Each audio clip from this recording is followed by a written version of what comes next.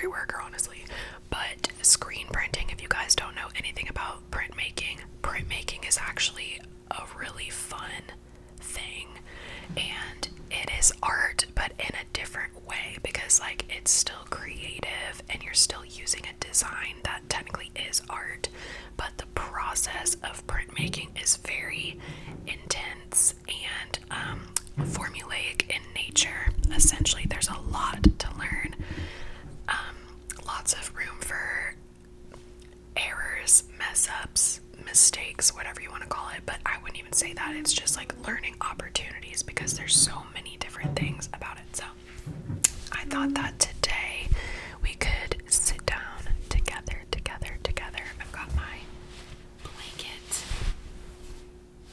I've got my blanket on, and we're just gonna relax, and I'm going to ramble to you about printmaking. So, I thought the first thing I could talk about is, should I talk about relief printing versus screen printing? I don't know. So, I took 3 different classes. The first one was like an intro to print media. So, in this class, we learned about relief printing and then screen printing. So, the difference between the two, they're very different. So, relief printing is you're carving into something. So, essentially, if you guys have ever seen those little, like, a stamp, if you've ever seen a stamp, it's pink usually. Well, it really doesn't matter, but if you're going to the store, like, you probably would remember as a kid or whatever, like, stamps are usually pink, but that material is very, like, soft, and it's easy to carve into, and you can make your own. So if you were to go to, like, Hobby Lobby or a craft store or something like that, you could go buy your own little, like, block, and you could buy your own carving tools, and you could draw your little image or whatever, and then carve into it. And what makes it relief printing is the fact that whenever you're carving, you're going to think of it like kind of like a mountain and a valley. So the valley, the part that is below, you're carving up. The valley is not going to touch the paper, but the little mountain part will touch the paper. So you need to think of it in terms of, okay, whenever I'm designing or whenever I'm carving, what is going to touch the paper and what is not going to touch the paper, and that helps you work with negative space. So the negative space will be the valley part. I'm just making up these terms. We didn't even use this in class, but my brain is just all over the place, and that's what I'm going to call it. So yeah, relief printing, it's a very, I was thinking like the word two-toned. It's not necessarily two-toned. It could be like a black and white. It could be a very two-passageway type of process. Not much to figure out there. But the way that you actually print is different. Okay, I'm going to slow down. So, you use an oil-based ink typically with relief printing. So, it comes in a tin. It is fucking ridiculously hard to open, especially whenever it's used a lot. So we would use this like metal spatula, and we would like jam it in there and try to open this container. And then it's a very stringy, thick texture. It's unlike anything I've seen before. It kind of might remind me of like, if you've ever seen glass blowing and it like stretches like that, it gives that energy. It could also give like very, very tacky glue, like the tackiest glue you've ever worked with in your life. It's so thick. It could even be seen as like candy, like taffy, whenever you're making it. Or I've seen videos of it, it looks like that. So you take out a very small amount and you plop it down on this glass table.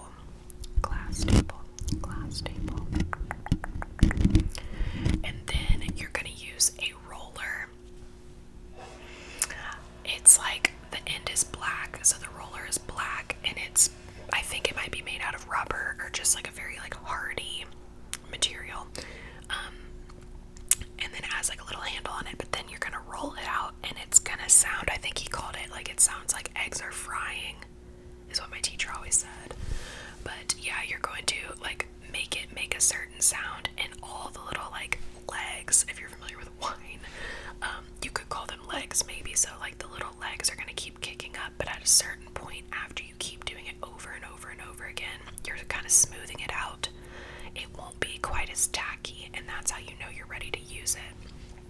Oh, this light, we might have to fix it. Maybe I'll leave it for a second. No. We gotta fix it. Hold on. Okay, that's better. So then it's ready for print. And then you're going to roll it onto your relief print that you have created.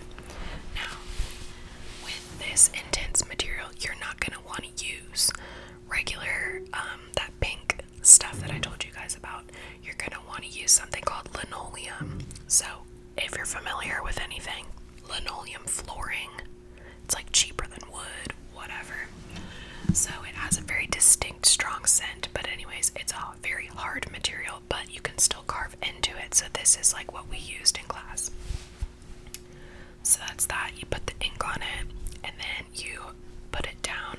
You press, well, actually, you turn it upwards so that like the ink is up, and then you put your paper on top of that. And then we use something, it was like a circle. I'm doing this because it had like a little handle on it, but it was this circle thing, and it was made of bamboo, and you would just go over it like this, so that it was like an even amount of pressure on it, really just smoothing it out. And then after, you would peel up your paper, and that's your print. Okay, that is relief printing. Now, onto screen printing, which is probably what I should have started with, but I did just want to tell you guys the difference. Also, one last thing on relief printing. Relief printing has a very particular design style. I honestly prefer relief printing, the look, because, let me just pull up an example really quick. Relief printing.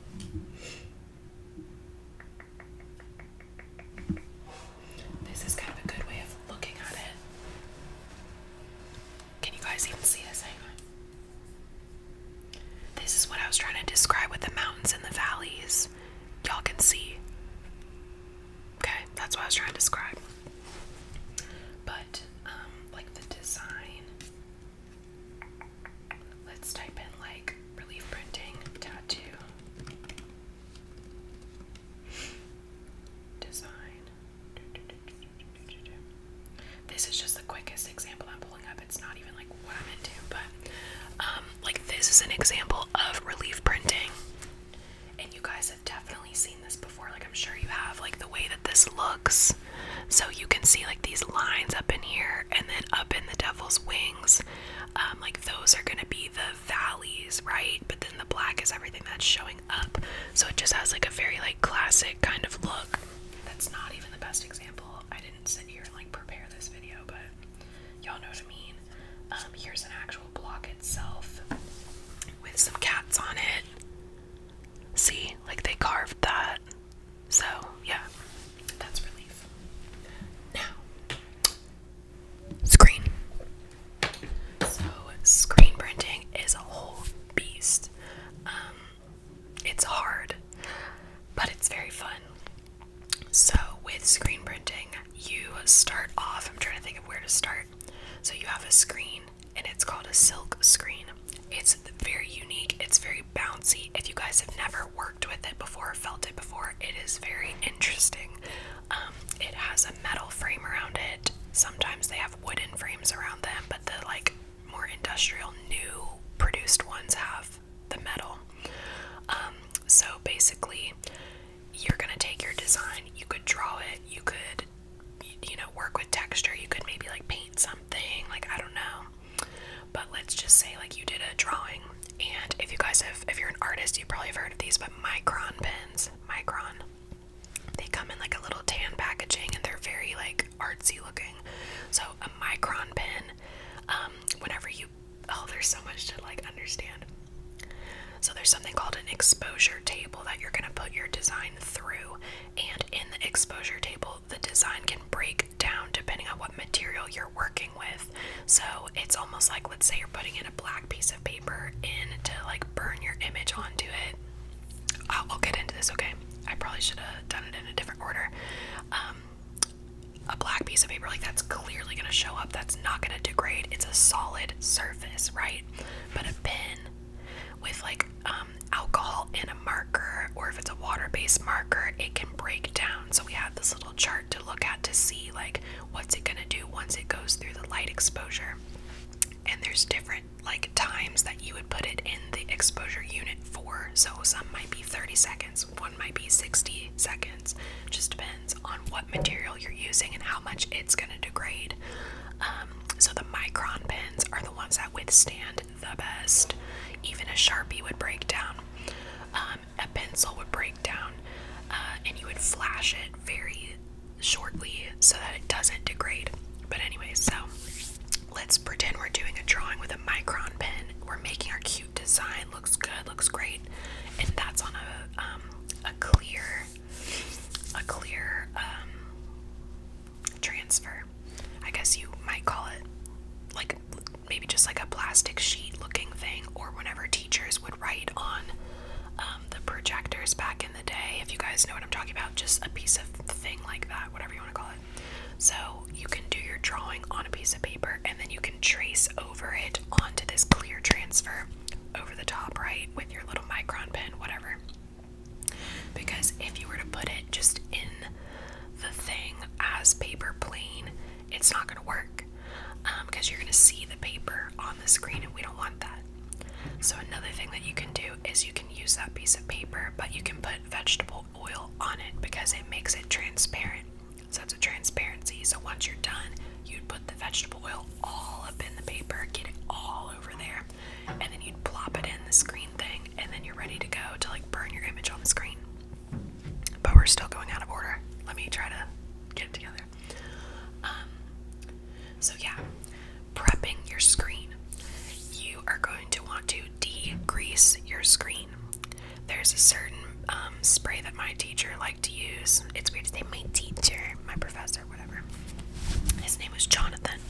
So Jonathan would use a certain spray, and he had all the bottles ready for us. So I don't know exactly what they are to tell you guys to like help, but one was for degreasing our screens.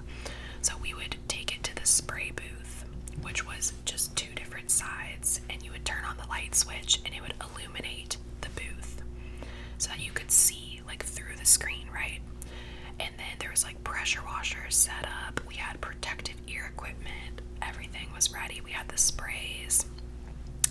So we would put our screen in the booth, put the degreaser spray on it, wipe it down a little bit with like a little like a brush. It looked similar to like a nail brush, something like that, but something soft enough so that it wouldn't like damage the screen, like because the screen is made of fabric, like little tiny little baby threads, super tiny. So yeah, we would spray that, get all the oils off because that would affect the process later on. So once that's ready, we would put it in front of the dryer. It was literally just a box fan, but we would have the dryers going in the classroom to get all the screens dried off. Once your screen was dry, then it was ready to have emulsion put on it. So emulsion is like a photosensitive material, so it cannot be exposed to light or it will like ruin it, and you can't even get an image on it because it's ruined. So we would do the process of burning our image and coating the screen in a dark room with just like a dark room photography kind of light. It was like it had a yellow tint to it, but it wasn't going to ruin our emulsion. So we took a spatula and a metal kind of like container thingy. It had a certain angle on it. One had a thinner lip and one had a thicker lip on it, and the thinner lip is the one that we would place on the screen, like even with the screen. So we would pour the emulsion out of this bucket into this little thingy, this little trough. Think of it like a little metal trough. And then we would line it up on the screen, put it at the bottom, and tilt it slightly towards the screen so that the emulsion would like start to gather up and put itself on a line on the screen. And once it was like ready to go and all the emulsion was touching the screen, then we could slowly bring it up and drag it up on the screen while maintaining that angle. So we would drag it up and then pull it away, and then the emulsion is ready to dry.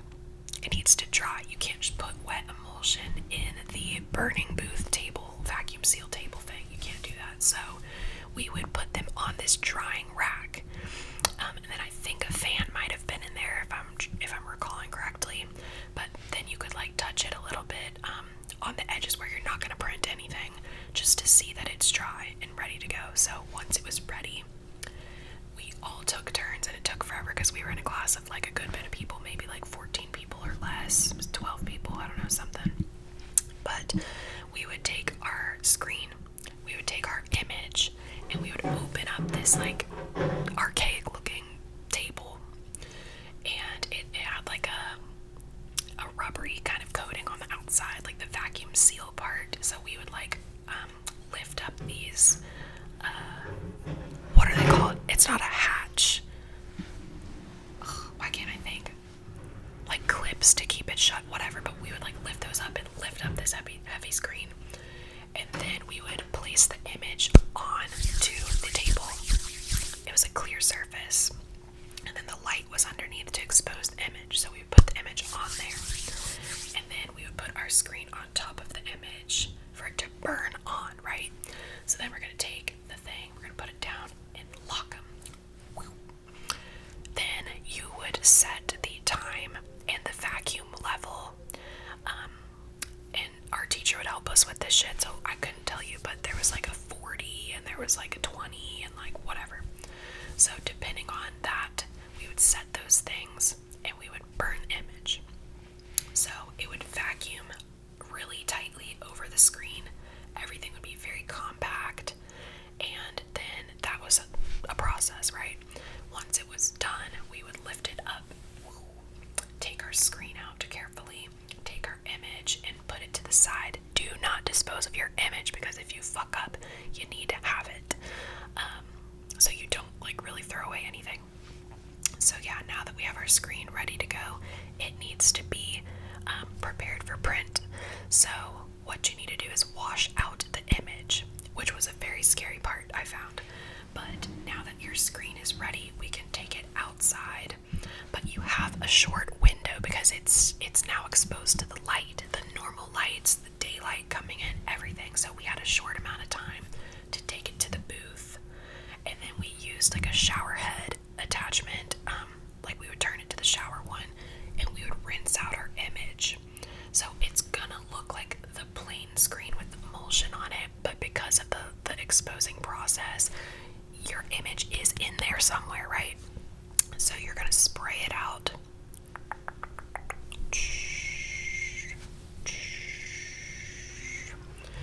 and then it will reveal itself to you. I found with certain materials that I used, the edges weren't so clean and crisp, and that made it kind of scary, I feel like. But we don't need to worry about that. So your image is ready for print now.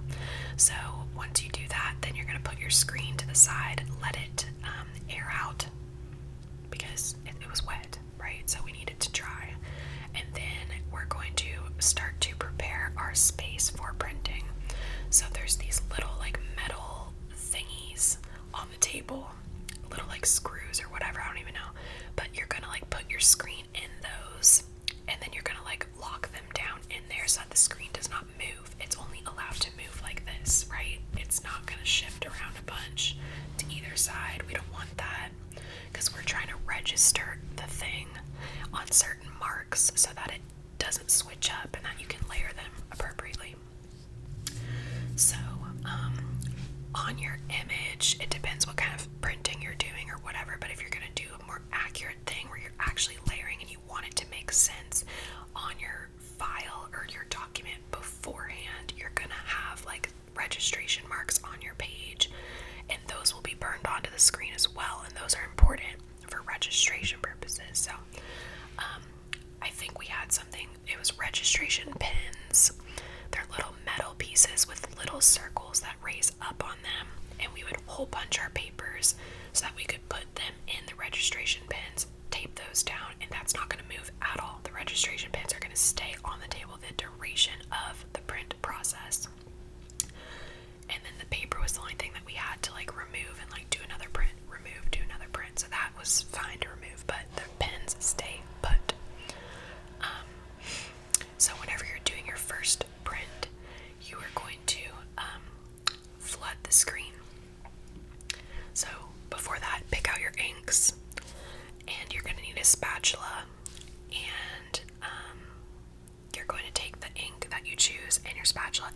coat it at the top of your screen over the image, like not on the image, but on top of the image. So if this is your screen, your image is right in the center. We're going to put it along the top line right here. And then you're going to get something called a squeegee. A squeegee it has a wooden thing at the top or a metal thing at the top that you hold on to. And you're going to like pull your image using that. And it has a little like rubbery thing at the bottom that's going to make contact with the screen as you're pulling it. And that's like what's doing the work. So you get one of those too. And you'll put it at the top of your screen. So if this is the screen, and this is the metal part at the very top, the frame, you're gonna lay it on top of the frame, and we'll usually have like a clip at the top of the frame as well for it to like rest on. So if this is the clip, this is your little squeegee, it's gonna rest on it, right? So whenever we pull the screen up and down like this, it's kind of like it's got a place to be. So we're all prepped. You're gonna pull one layer through. You're gonna flood the screen with it. And then like in that first print, you will get the registration marks on the piece of paper because we want to see a test print. I actually forgot a detail. There's like a clear plasticky whatever piece that we're also putting down on top of our registration pins for our first print, so that we can kind of see it's a transparent layer that we can use as kind of like a baseline for our image and line things up using that instead of your precious piece of paper. Because paper is expensive. It's not just like a piece of copy paper. It's like $5 for a piece of paper, like kind of vibe. So you don't want to fuck it up. So yeah, we do that. And then once you have those registration marks, that's what we're basing our print off of, those first ones. So then after that, you don't want to keep printing registration marks. It's on your good looking print, right? So then we'll tape those up, and we'll also tape around the edges of our image, like the emulsion part, so that it doesn't spill out and bleed onto our paper. So there's like a lot of prep work and things to do. Yeah, so then you do that for all your layers. There's a whole lot I could talk about, but we're just not gonna ramble. This whole video is about rambling, but as you guys can see, there's a lot of stuff to learn and lots of mistakes and inconsistencies and whatever. I could make another video talking about this if you guys like this topic, but... And then, finally, the last step is you're going to, take it off the table, unscrew it, whatever, get your screen right. You'll want to clean your surface with like a sponge and some water just to clean up, because there's going to be a mess everywhere. Clean your squeegee, clean your spatula, put your ink up, all that. And then now we have our screen. So the screen is going to go back to the spray booth, and we're going to reclaim the screen. So we're going to use a certain spray that is going to break down the emulsion. And then we are going to let it soak a little bit, maybe use our brush again and kind of brush around and break up the little whatever's the ink. It's not the ink, the emulsion. It's like a hardened thing, right? We hardened it onto the screen, so now we need to break it up. So think about it like maybe makeup, like using an oil-based makeup remover on your face. We're doing the same thing to our screen. So then after that, we're going to put on our protective ear equipment and our power washer. We're going to turn that bitch on, and we're going to spray it down. Being sure to not focus it on one spot for too long, because it can rip your screen. There's lots of things that can rip your screen, and I ripped my screen once and I felt horrible, and I didn't have another, so I had to borrow my friends, and like that just made it ridiculous and a whole process and whatever. So it sucks whenever you rip your screen, and it's also expensive. It's like $100 like item, so it's like what the fuck. But anyways, so yeah, spray down your screen. It is so satisfying to watch it as well, so there's that. Yeah. And then after that, there can be something called a ghost image left behind, which is from the screen printing ink staining the screen. It's not that it's going to block out whenever you're going to make a new print, like you're most likely not going to see the ghost image on your print, but there can become a point where it does interfere with your printmaking, and you have to use a certain spray to remove the ghost image. But it's a very, like, I think they call it like a caustic agent. Like it can break down your screen and make it weaker and more susceptible to ripping, and it changes the way the fibers kind of are, so you don't want to do it often at all. But it is something that happens in screen printing, is there's the ghost image left behind. So yeah, I think that's kind of it. And then you just start the process over again. So it's a lot. So imagine having multiple layers and whatever, but I'm very interested in this job because I'll get to see like the manufacturing process of like how do they do it, because of course they've got a good system, very effective, very whatever, because it's a business and they have multiple designs. So I'm just interested to see like how do they store their screens, how often do they reclaim them, what's the process, is it mainly printing or is there a lot of other stuff going on, like we'll see.